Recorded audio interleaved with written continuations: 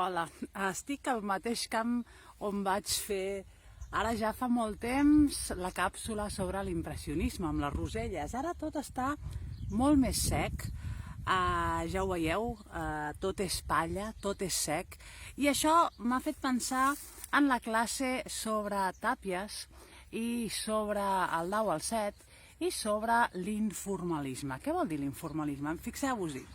Què tinc jo aquí al voltant?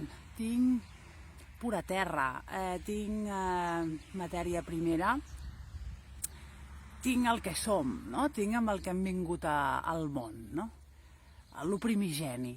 És això el que l'informalisme, que ja ho diu el mateix nom, informalisme sense forma, volia potenciar. Què vol dir això? Fixeu-vos, jo aquí tinc una peça de fusta que he trobat per casa. Jo aquesta peça de fusta, si fos un artista informalista, m'encantaria, li trobaria mil coses, doncs no sé, pel color, per les grietes que se'n diu, no?, en espanyol, per tota la història que té al darrere, aquesta, potser una porta, potser no se sap què és, no?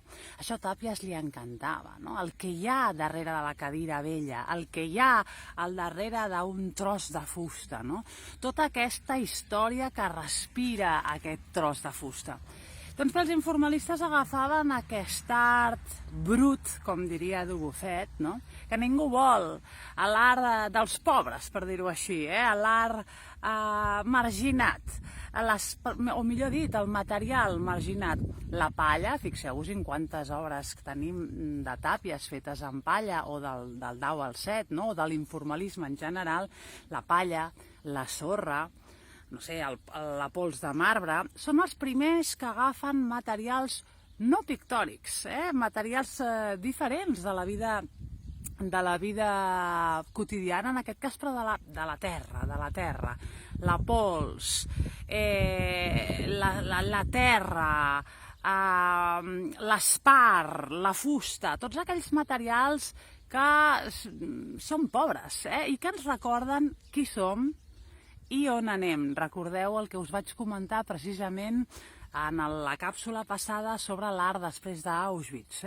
L'existencialisme deia que tots som això, tots som matèria, tots morirem, del res venim i al res anem. Per tant, agafem aquesta matèria que ens recorda a nosaltres mateixos, que ens recorda a qui som, a la nostra pell, a la nostra transformació, a la nostra, per què no dir-ho, putrefacció, i anem a fer d'això una obra d'art. Anem a posar la fusta a sobre del terra, perquè això aniria així.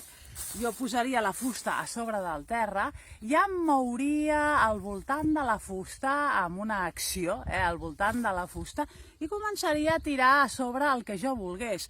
Fang, no sé, podria inclús cremar la fusta, trepitjar la fusta, cremar la fusta, gratar la fusta, d'això se'n deia el gratage, transformar la fusta, li podria enganxar la palla que tingués per aquí, per exemple, d'una manera espontània, senyors i senyores, espontània, abocant el meu malestar, abocant qui sóc jo, abocant un malestar, evidentment, després de la Guerra Mundial, que era el general, i, en certa manera, fent una art-teràpia. Què és l'important de l'informalisme?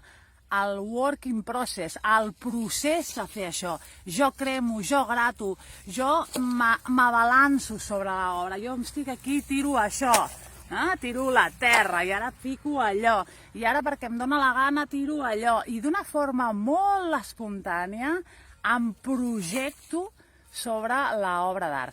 L'obra informalista, aquest nom li va donar, entre d'altres, Umberto Eco en parlava molt d'aquest nom, informalista, perquè no té forma, és un art abstracte, és un art que surt de les nostres entranyes. Seguirem amb Tàpies. Fins ara.